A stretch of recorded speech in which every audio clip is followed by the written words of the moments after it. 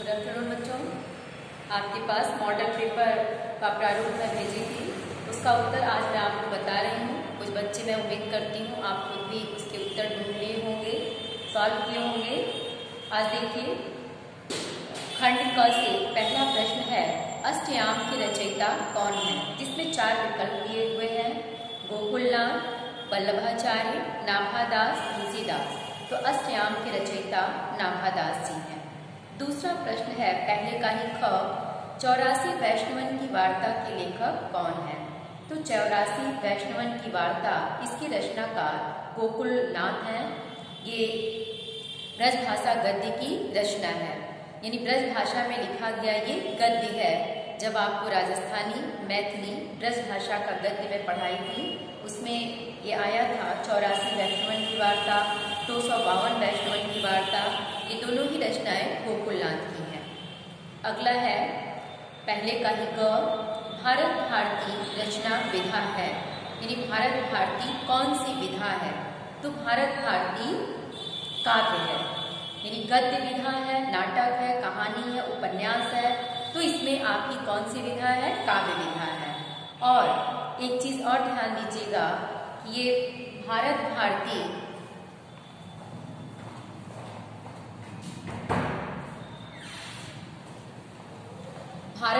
बच्चों ये काव्य रचना है, मैथिली शरण गुप्त जी के द्वारा लिखा गया है। ये काव्य रचना भारत भारती किसकी है? मैथिली शरण गुप्त की। और देखिए, कल कौन बनेगा करोड़पति में एक प्रश्न आया था मैथिली शरण गुप्त पे ही। उसमें ये था, एक प्रश्न पूछा गया था जिसमें 3,20,000 रुपये था इनाम में, कि अबला जीवन है तुम्हारी यही कहानी, आंचल में है दूध आंखों में पानी। ये जो बच्चे पढ़ते हैं निश्चित रूप से उसका उत्तर पता होगा। ये यशोधरा, साकेत दोनों का नाम आया था। तो यशोधरा का प्रसंग था जब ये गौतम बुद्ध अपनी पत्नी को छोड़कर सन्यास के लिए घर से महाविश्रमण के लिए निकलते हैं, उसी समय का ये प्रसंग था। तो आप जानिए, ये राष्ट्र कवि थे मैथिली शरण गुप्त, द्विवेदी युग के। उन्हीं के द्वारा लिखा गया साकेत एक खड़ी बोली का महाकाव्य, श्रेष्ठ महाकाव्य है। और इन्हें भारत भारती रचना पे राष्ट्र कवि की उपाधि भी दी गई थी। अगला प्रश्न है, सदर मिश्र की रचना है, इसमें है प्रेम सागर, नासिकेतोपाख्यान, सुख सागर। तो इसमें सदर मिश्र की रचना है नासिकेतोपाख्यान। ये सदर मिश्र भी जो खड़ी बोली के 4 उन्नायक हैं, उन उन्नायकों में एक माने जाते हैं। अगला प्रश्न है, आधुनिक काल को गद्य काल नाम किसने दिया? यानी आधुनिक काल को गद्य काल नाम किसने दिया? तो आधुनिक काल को गद्य काल नाम आचार्य रामचंद्र शुक्ल ने दिया था। प्रश्न नंबर 2 है, प्रश्न नंबर 1 आपका खत्म हुआ, जिसमें 5 नंबर के प्रश्न थे ये। प्रश्न नंबर 2, भारतेंदु युग की रचना है प्रेम माधुरी। इसमें और भी रचना नाम दिया है, कामायनी, निरुपमा, युगवाणी। तो कामायनी ये आपके जयशंकर प्रसाद द्वारा लिखा गया महाकाव्य छायावादी युग की रचना है। निरुपमा ये आपका मैथिली शरण गुप्त के ये सूर्यकांत त्रिपाठी निराला की रचना है, काव्य रचना। और युगवाणी ये सुमित्रानंदन पंत की काव्य रचना है। अगला प्रश्न है, रीतिकालीन कवि हैं? विकल्प है मीराबाई, रसखान, द्विजदेव और विद्यापति। तो देखिए, इसमें से मीराबाई और रसखान दोनों ही भक्ति काल के कवि हैं। द्विजदेव ये आपके द्विवेदी युग में रीतिकाल में रीति मुक्त कवि कहे जाते हैं। तो रीतिकालीन कवि कौन हुआ इसमें? द्विजदेव। और विद्यापति तो आदिकालीन कवि माने जाते हैं। अगला प्रश्न है, आधुनिक युग की मीरा है? आधुनिक युग की मीरा महादेवी वर्मा को कहा जाता है। अगला प्रश्न है, कवि पंत को ज्ञानपीठ पुरस्कार किस रचना पे मिला था? तो कवि पंत को ज्ञानपीठ पुरस्कार चिदंबरा पे मिला था, जो उनका काव्य संग्रह है। और एक चीज और ध्यान दीजिएगा, साहित्य के क्षेत्र में सन 1968 ईस्वी में पंत जी को ही चिदंबरा पे ज्ञानपीठ पुरस्कार दिया गया था। अगला प्रश्न है, हिंदी खड़ी बोली को काव्य भाषा के रूप में प्रतिष्ठा मिली, तो खड़ी बोली को काव्य के रूप में प्रतिष्ठा द्विवेदी युग में ही मिली थी, क्योंकि भारतेंदु युग में जो काव्य रचना की गई थी वो ब्रजभाषा में लिखी गई। गद्य भले ही खड़ी बोली में लिखा गया, लेकिन उसमें भी व्याकरण संबंधी बहुत सारी अशुद्धियां थी। द्विवेदी युग में आने पर महावीर प्रसाद द्विवेदी के आगमन के बाद जब उन्होंने सरस्वती पत्रिका का संपादन 1903 में किया, तो व्याकरण संबंधी बहुत सारी अशुद्धियों को उन्होंने दूर किया और काव्य को ब्रजभाषा के रूप में, खड़ी बोली के रूप में अपनाया गया, यानी काव्य खड़ी बोली में लिखा जाने लगा। उसी समय अयोध्या से उपाध्याय हरिऔध, जो द्विवेदी युग के श्रेष्ठ कवि थे, उन्होंने प्रेम प्रवास नामक महाकाव्य लिखा था। तो ये प्रश्न पूछा जाए, खड़ी बोली का प्रथम महाकाव्य तो प्रेम प्रवास है, किसका लिखा हुआ? अयोध्या से उपाध्याय हरिऔध का। तो ये आपके पहला और दूसरा 10 नंबर के प्रश्न हुए। अगला देखिए, गद्यांश से व्याख्या है कि इस अभागे आलसी देश में जो कुछ हो जाए वह बहुत है। हमारे हिंदुस्तानी लोग तो रेल की गाड़ी है, यद्यपि फर्स्ट क्लास, सेकेंड क्लास आदि गाड़ी बहुत अच्छी और अधिक महसूल की इस ट्रेन में लगी है, पर बिना इंजन सब नहीं चल सकती। वैसे ही हिंदुस्तानी लोगों को कोई चलाने वाला चाहिए। ये क्या नहीं कर सकते, इतना कह दीजिए, कांचू प्रसाद ही रहा बलवाना। फिर देखिए हनुमान जी को अपना बल कैसे याद आता है, सो बल कौन याद दिलाए। अब देखिए इससे जो प्रश्न पूछे गए हैं, पहला प्रश्न है कि इस गद्यांश, ये गद्यांश किससे लिया गया है, इसके लेखक कौन है? तो इस गद्यांश, ये गद्यांश आपका भारतवर्षोन्नति कैसे हो सकती है नामक पाठ से लिया गया है, जिसके लेखक भारतेंदु हरिश्चंद्र जी हैं। बच्चों ध्यान दीजिएगा, पाठ का नाम लिखने आप अच्छे से सीखिएगा। भारतवर्षोन्नति कैसे हो सकती है, पाठ का नाम एक बार बिना देखे लिखिएगा, फिर आप देखिएगा कि सही लिखा है या नहीं। आगे देखिए, इससे प्रश्न है, प्रस्तुत गद्यांश में लेखक ने किसकी चर्चा की है, आपको स्पष्ट करना है। तो देखिए, इस गद्यांश में लेखक ने किसकी चर्चा की, ध्यान दीजिए।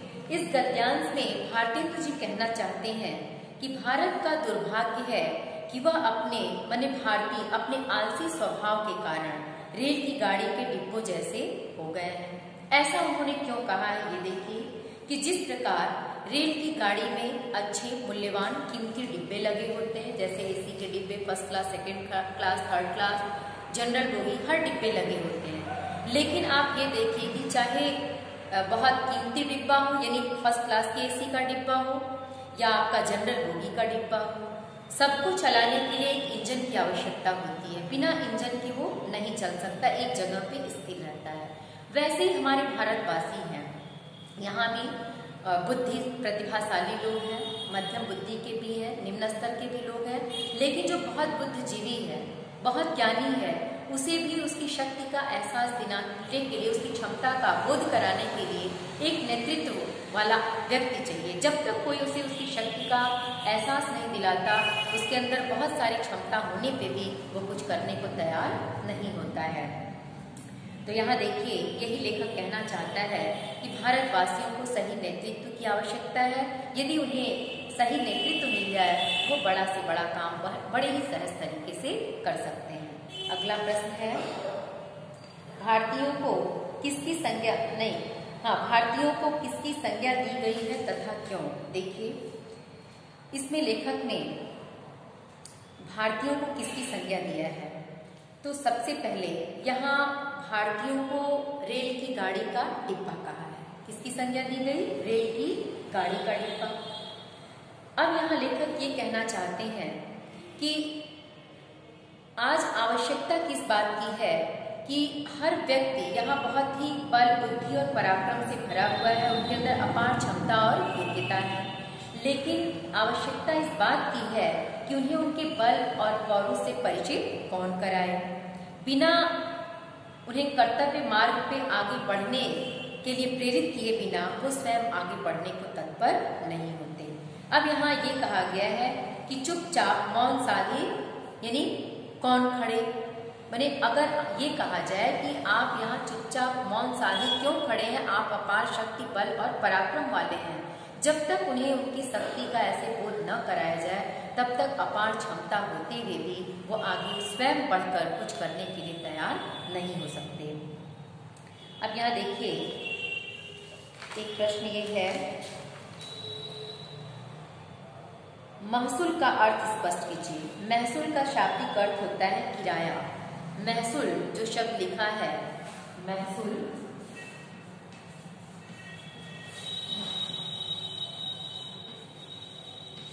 इसका अर्थ होता है किराया।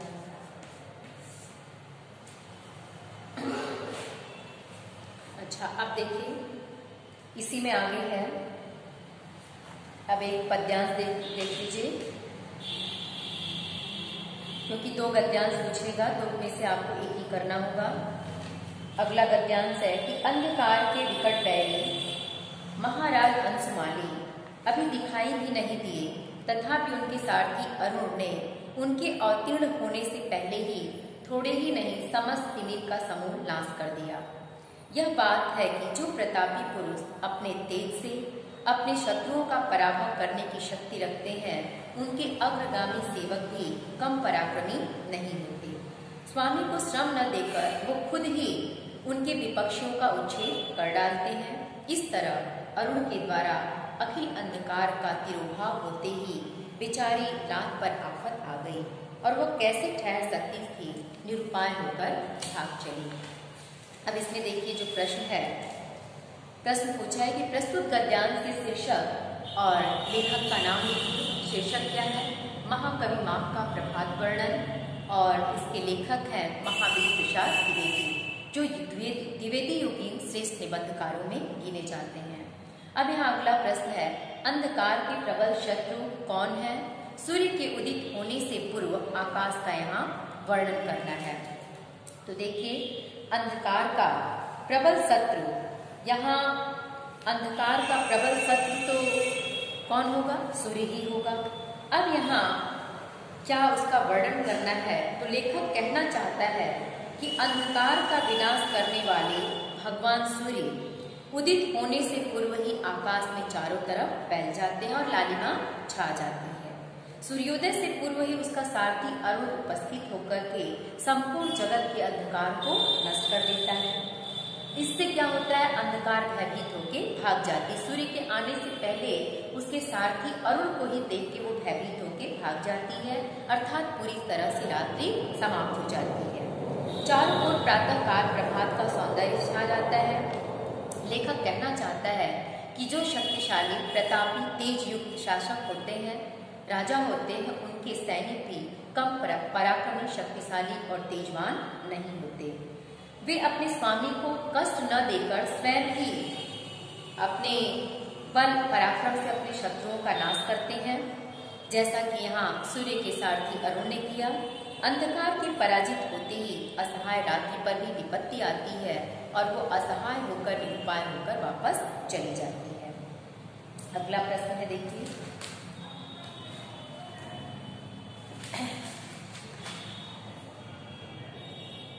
निरुपाय होकर वह भाग चली। इस पंक्ति का आशय यहाँ देखिए क्या है? निरुपाय होकर वह भाग चली, इस पंक्ति का आशय यह है कि सूर्योदय होते ही अंधकार भयभीत होकर भाग गया। रात्रि समाप्त हो गई, चारों ओर प्रातःकालीन सूर्य की किरणें अपनी आभा फैला दी। मतलब कहने का अभिप्राय क्या है कि अंधकार से पराजित होकर, असहाय होकर, भयभीत होकर रात्रि वहां से निकल भागी, और जैसे ही अंधकार का अस्तित्व मिटा, वैसे ही बेचारी रात पर भी आफत आ गई और स्वयं ही वो अपने को असहाय, निरुपाय समझ के भी वहां से चुपचाप चली गई। इसी में 2 शब्द दिया हुआ है, एक तिमिर लिखा है। तिमिर का शाब्दिक अर्थ क्या है? अंधकार। फिर अगला है तिरोभाव, इसका मतलब होता है अदृश्य, अदृश्य या समाप्त, अदृश्य होना या समाप्त होना। तिरोभाव का मतलब अदृश्य होना या समाप्त होना। एक गद्यांश भी देख लीजिए। ये प्रश्न नंबर 3 आपका समाप्त हुआ। प्रश्न नंबर 4 देखिए। बलिहारी को आपड़े त्योहारी के बाद जिन मानस ते देवता करत न लागी बात। ये देखिए कबीर के साथी से लिया गया है। इसमें भी आपको पूछेगा प्रस्तुत पद्यांश का संदर्भ लिखिए। तो प्रस्तुत पद्यांश या प्रस्तुत दोहा हमारे पाठ्य पुस्तक काव्य खंड के साखी से लिया गया है, जिसके कवि या जिसके रचयिता भक्तिकालीन निर्गुण शाखा के सर्वश्रेष्ठ कवि कबीरदास जी हैं। अब इसमें देखिए कवि कहना क्या चाहते हैं। कवि किस पर न्यौछावर हो जाना चाहता है और क्यों। प्रश्न है कि कवि किस पे न्यौछावर हो जाना चाहता है और क्यों। तो इसका उत्तर देखिए क्या होगा। बलिहारी गुरु आपड़े त्योहारी के पार जिन मानस ते देवता करत न लागी बार। तो यहाँ कवि अपने गुरु पर अपने आप को न्यौछावर कर देना चाहता है और क्यों। प्रश्न पूछा है और क्यों। क्योंकि उस गुरु ने ही हम साधारण मनुष्य को मनुष्य से देवता बनाने में थोड़ा भी देर नहीं किया, अर्थात इस संसार में रहते हुए सांसारिक चीजों से उसके मन में विरक्ति का भाव पैदा किया, उसे उसकी वास्तविक जीवन से परिचय कराया और उसके अंदर आध्यात्म का भाव जागृत करने में आध्यात्म का बोध कराया। इसलिए यहाँ कवि अपने गुरु पर अपने आप को न्यौछावर कर देना चाहते हैं। अगला प्रश्न है रेखांकित अंश की व्याख्या पूछा है कि अच्छा सतगुरु की महिमा अनंत। उसी में आगे दिया है ना कि सतगुरु की महिमा अनंत, अनंत किया उपकार लोचन अनंत उखाड़िया अनंत दिखावड़ हार। अब यहाँ देखिए इस पद में भी सच्चे गुरु की महिमा का वर्णन प्रस्तुत किया है कि सतगुरु की महिमा अनंत, यानी सच्चे गुरु की महिमा अपरंपार। क्यों। क्योंकि अनंत किया उपकार, उसने मेरे ऊपर बहुत सारे उपकार किए जिसकी कोई गिनती नहीं है, यानी उसने इतने मेरे ऊपर उपकार किए जिसकी कोई गिनती नहीं है। लोचन अनंत उखाड़िया। अब यहाँ देखिए अनंत का दिव्य दृष्टि से है। लोचन अनंत उखाड़िया, उसने मेरे ऊपर बहुत सारे उपकार करके मुझे दिव्य दृष्टि प्रदान की और अनंत दिखावड़हार, इस तरह से मुझे दिव्य दृष्टि प्रदान करके मेरा मार्ग प्रशस्त किया और मुझे उचित अनुचित का बोध कराया। अब यहाँ देखिए कवि और कहना क्या चाहता है इस पद में। अब बार बार यहाँ जो आया है अनंत शब्द, इसमें कवि ये कहता है कि सबसे पहले तो मेरे सच्चे गुरु ने मुझ पर अनंत अर्थात असीम उपकार किए, फिर उन्होंने मुझे क्या दी अनंत दिखावड़हार, अनंत माने दिव्य दृष्टि प्रदान की, अर्थात मुझे आत्मज्ञान का बोध कराया, अनंत सत्ता का ज्ञान कराया। और फिर अंत में क्या कहते हैं। अंत में कहना ये कि अनंत दिखावड़हार, अब उस दिव्य दृष्टि के द्वारा प्रभु के विराट स्वरूप का मुझे दर्शन कराया। तो वे प्रभु की सत्ता से परिचित कराने वाले एवं उनका दर्शन कराने वाले कौन है। सच्चे गुरु हैं। यहाँ दिव्य दर्शन कराने वाले या ईश्वर से साक्षात्कार कराने वाला कौन है। गुरु है। तो यहाँ गुरु की महिमा प्रस्तुत की गई है। और एक प्रश्न इसमें है कि लोचन अनंत उखाड़िया अनंत दिखावड़हार में अलंकार क्या है। तो यहाँ देखिए लोचन अनंत में अनंत का अर्थ एक है दिव्य दृष्टि, दूसरा अनंत दिखावड़हार में अनंत का अर्थ ईश्वर से है। तो यहाँ एक ही शब्द अलग अलग स्थान पे प्रयोग किए गए हैं, दोनों के अर्थ अलग अलग हैं। एक अनंत ईश्वर से और एक अनंत का अर्थ दिव्य दृष्टि से है, इसलिए यहाँ यमक अलंकार है। एक और है दूसरा, अगला पद भी देख लीजिए कि अब कह राखी ले भगवान हौ अनाथ बैठे द्रुमडैया पारद साधे बाण। इसका अर्थ मैं आपको बता चुकी हूँ इससे पहले भी, इसलिए इसको मैं छोड़ देती हूँ। इसके बाद आपका कहानी से है बलिदान। कहानी का उद्देश्य पूछा है जो आपको दिखाया गया है। आकाशदीप बलिदान दोनों आप तैयार कर लीजिएगा। फिर है आपको जीवनी काव्य से और गद्य से दोनों से एक एक पूछा जाएगा, वो आप लिख लीजिएगा। अब खंड ख कल कराऊंगी सॉल्व।